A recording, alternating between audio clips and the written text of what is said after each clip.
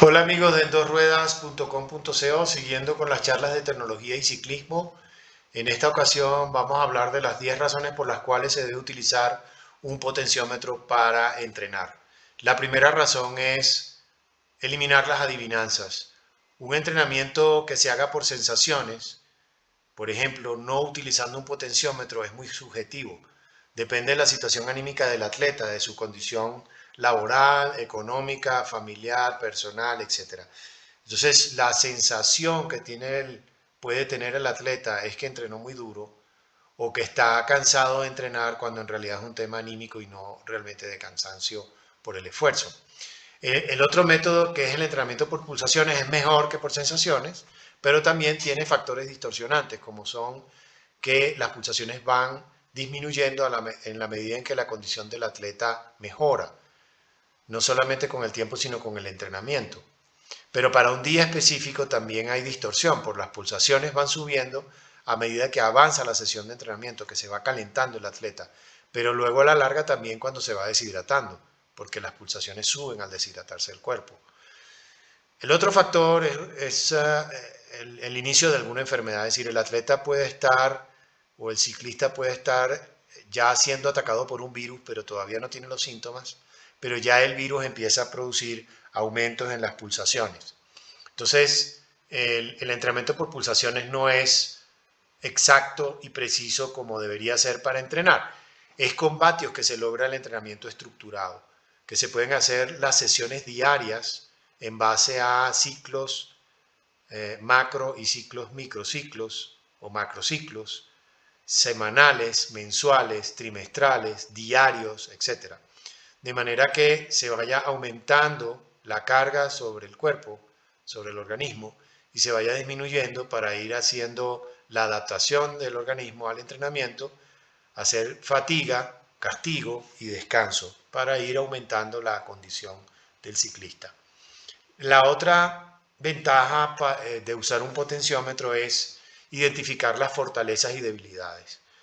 No es solamente importante saber la relación vatio por kilo de peso que tiene el atleta, sino que cuánto tiempo lo puede mantener y si lo puede hacer en subida, si lo puede hacer en plano, o sea, es un sprinter, es un escalador, es un gregario, es un pasista.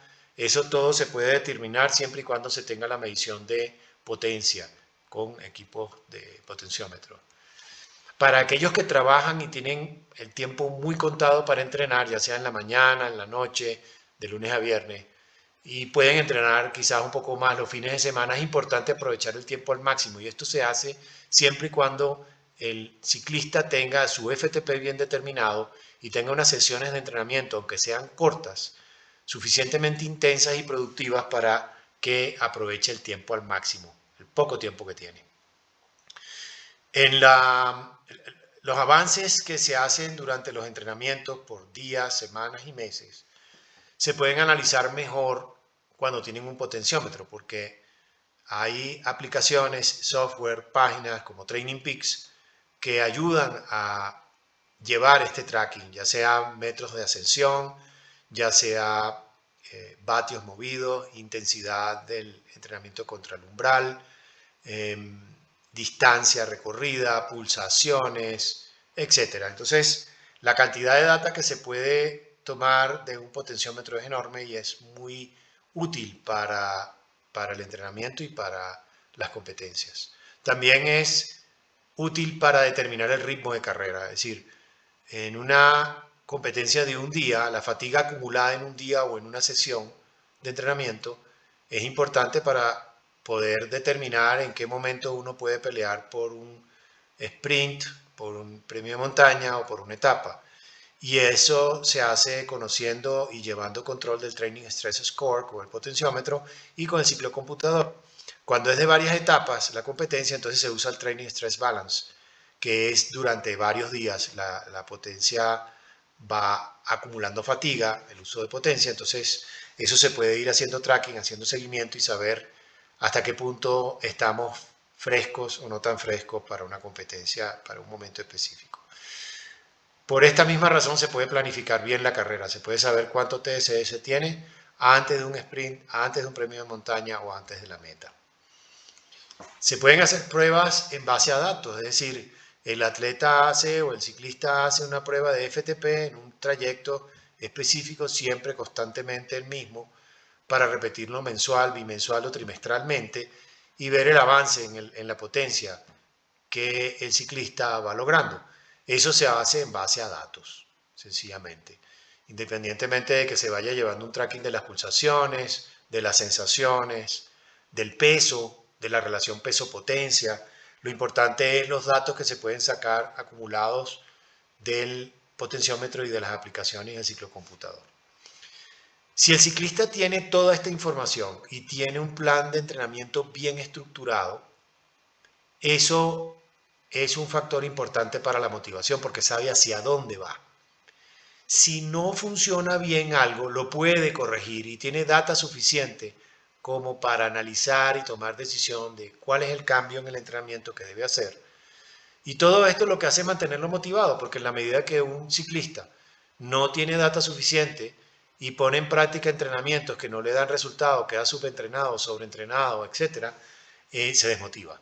Entonces con potenciómetro se puede mantener mucho más la motivación y la comunicación con el entrenador.